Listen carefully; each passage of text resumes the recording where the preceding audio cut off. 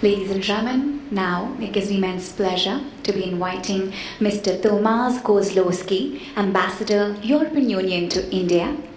Prior to joining the EU, Mr. Tomasz Kozlowski was a member of the Polish Diplomatic Service.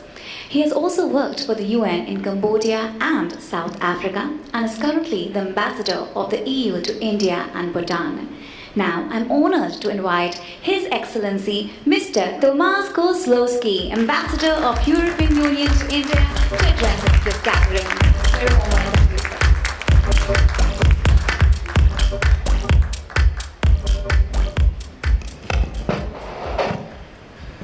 Good evening to everybody. Welcome to EU Day celebrations. I'm really happy to have all of you with us. And first of all, I would like to welcome Mr. Anil Kapoor, who is our chief guest. And you probably noticed that we already were visible in one of those photos when together with Mr. Anil Kapoor and myself and my colleagues and Indian NGOs, we supported girls' empowerment and girls' rights in a very successful event in New Delhi. That's why I'm really happy, Mr. Kapoor, to meet you once again.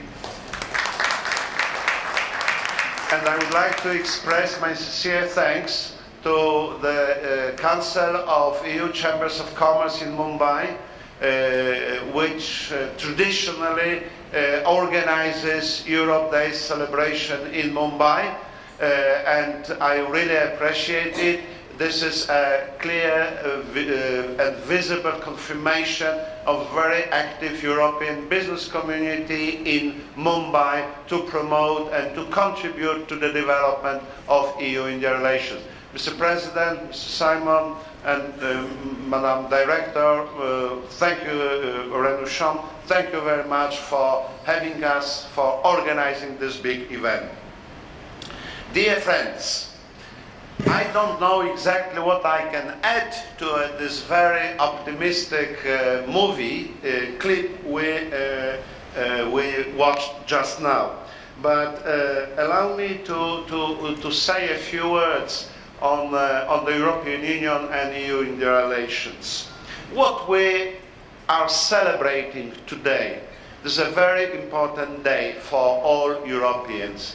What happened 69 years ago? That time the French Foreign Minister Robert Schuman laid down a vision for united Europe based on the ideas of peace, democracy, unity and solidarity. Could you imagine? It was a few years after disastrous Second World War, and we had a very brave leaders that time who came up with completely new ideas to develop Europe and to develop relations between European nations in a completely different way. And the process which was launched that time and through which we have gone for last 70 years has shaped the course of European history and redefined Europe's place in the world. The European Union is a living project, adapting to and taking new challenges with each passing year. We are determined to continue our integration process, to serve interests of our citizens and to cooperate with other partners. We perceive ourselves as an element of stability in the world, as an organization which promotes certain values and principles which we are so happy are shared for many other countries. And in today's world of a lot of uncertainties and global challenges, the EU is even more needed than ever. And of course, the EU is needed first of all to its citizens. But we are fully aware that if we want to achieve our objectives, social, economic development, peace, stability, human rights, democracy, we need strong partnerships with partners all over the world. That's why the European Union is a promoter of multilateralism, promoter of multipolar world. We think that our destiny of the mankind shall be or should be managed in cooperation among all nations. We have never declared Europe first. We want to work together with others to achieve our common objectives. That's why in this context, I'm really so happy and to pronounce or to declare with a very high level of satisfaction that the European Union and India, the two largest democracies in the world, are determined to work together. It was mentioned by Mr. President, India is going now through national elections, and we are very much impressed by the democratic process in India. In 1 week, Europe, all EU member states will go through the elections to the European Parliament, and the Indian elections are the largest in the world. The European elections are the second largest, because the European Union as of now has a bit more than 500 million people. It means that we have probably around 400 million eligible voters. And the same day, during the same 4 days, European citizens will go for their voting booths to cast their votes to elect the European Parliament.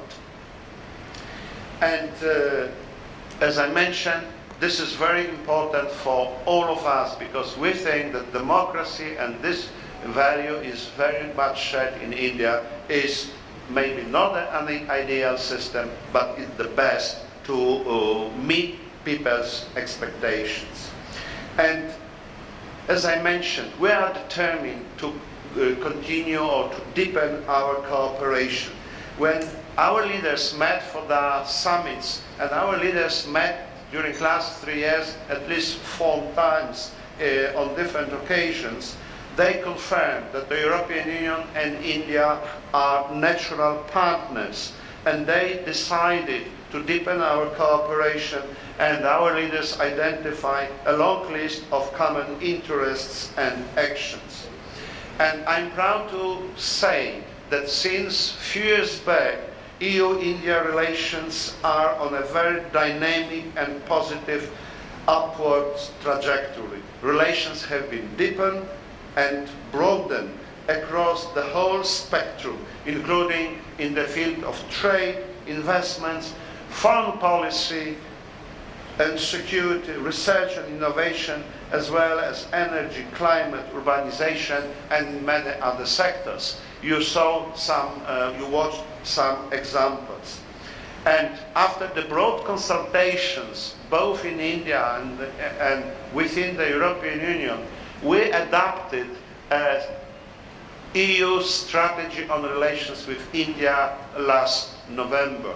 This is a very visionary strategy which proposes to India to further develop our bilateral relations in all sectors. This is a vision for developing EU-India relations for the next 10-15 years. And that strategy, which is adopted by the European Union and its member states, have been very much welcomed by the Indian government. And in this context, I'm really pleased to underline that we are developing our political cooperation. We are good partners to promote multilateralism, multilateral approach to global challenges. We are very good partners for foreign policy and security cooperation, including in such fields like counterterrorism and maritime security. And I was really proud to be in Mumbai a few months back, together with EU officials in uniforms who for the first time visited India. And we have designed a very good ways for cooperation on counter-piracy and security, maritime security in the Indian Ocean. And at the same time, of course, the key element of our partnership is cooperation in trade and investments. India, as the fastest growing major economy, offers a huge opportunity for European companies, European countries, European research institutions for developing their ties with India. And at the same time, Europe is a very rewarding market for Indian companies. I just met many of you, not for the first time, who are very positive about business opportunities in the European market. And in that movie, in video clip, some figures were mentioned in euros. But in India, probably US dollars are still more recognizable.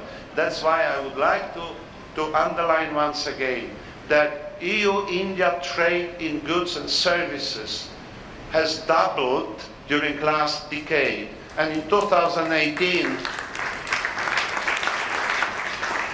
our trade in goods and services amounted to 141 billion US dollars.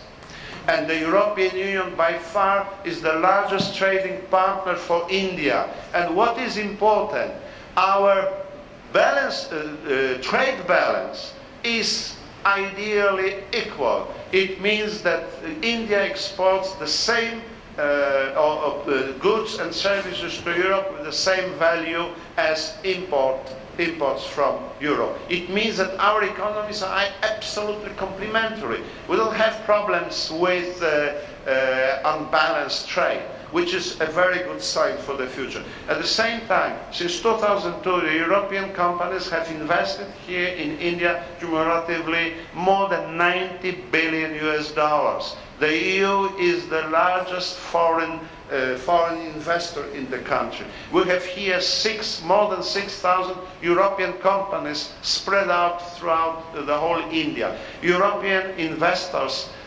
provide altogether, directly or indirectly, almost 7 million jobs in India, which is a very substantial amount. The European Investment Bank has become more and more active in India with substantial investments in infrastructure and in climate-related sectors. That's why I'm really happy that all such directions in our cooperations are really flourishing. Earlier today, I met with the new Chief Secretary of the Maharashtra government, and his new one, we briefed him that Mumbai and the European Union have cooperated on urbanization issues for last many years. We have achieved a lot of practical results, and now earlier today we discussed practical ways how we can move our EU-Mumbai urbanization partnership forward with the participation of member states, European and Indian companies in favor of urbanization development. Only as one example. However, dear friends, we can move ahead with political, security, economic cooperation. But I'm absolutely convinced that the basis for now and for the future of EU-India relations are people-to-people contacts. We, as representatives of the governments, we can facilitate, we can establish favorable conditions, but the substance of the cooperation is based on people-to-people contacts. You, being business people, you have your partners, concrete people in Europe. The same applies to other contacts. That's why I'm so happy that more and more Indians choose Europe as for tourism, for study there, for do business, and for developing cultural ties. And I will later on, I will have an honor to facilitate contribution of Mr. Anil Kapoor to the development of cultural ties between Europe and India. That's why I will say something about EU-India cultural relations later on. That's why I would like to conclude that the European Union and its member states who are represented here are very much committed and determined to do everything possible to develop further our relations, both at the EU level through bilateral contacts and so on. We are really committed. And dear friends, my last comment is a very personal one. I'm a guest for Europe Day celebration in Mumbai for the 4th, and I would like to tell you for the last time. Because after 4 years of very awarding time in India, my tenure as ambassador of the European Union will come to its end in the coming August. It means that we still continue maintaining our contacts. I hope that we will have an opportunity to meet again, but I will not be here in May next year. But I am so proud that I have been able to maintain and to contribute to the development of EU-India relations, particularly in the field of trade and investments and sectoral cooperation, and that I have established so friendly contacts with so many Indian friends in Mumbai, from the government, from business community, from social sectors, from NGOs. And I will bring only good memories from Mumbai to Brussels back, and I will still continue working for everything what will be good for EU-India relations. Dear friends, once again, thank you very much. Thank you very much for having me here. Thank you very much.